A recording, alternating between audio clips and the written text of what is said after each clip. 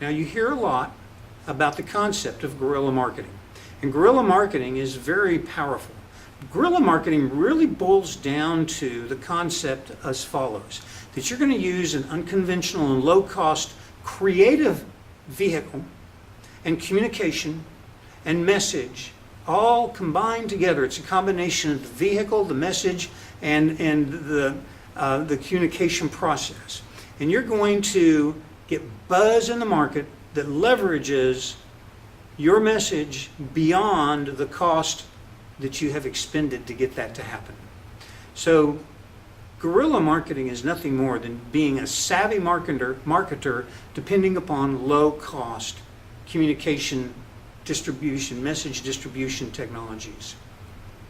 Creativity is the main thing. Free and easy?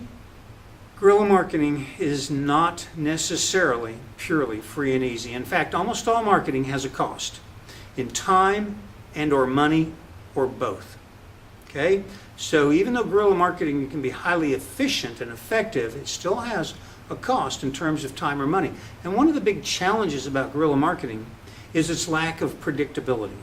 The best guerrilla marketing happens in almost an explosive fashion, and it's incredibly difficult to make that happen without spending money. So guerrilla marketing principles are the following: find a niche and use it. Use the power of publicity. Don't just sell, entertain people.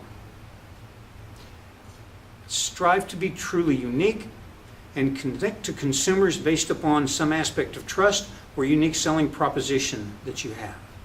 A unique selling proposition is where you communicate a key customer benefit to your product or service that sets you apart from your competition.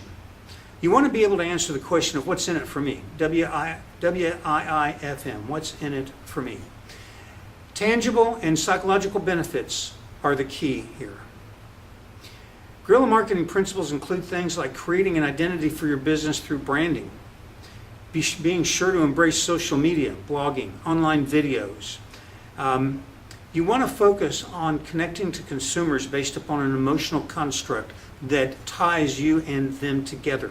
It could be to a cause, it could be to any number of things, but you're building a highly defined emotional construct in a unique environment.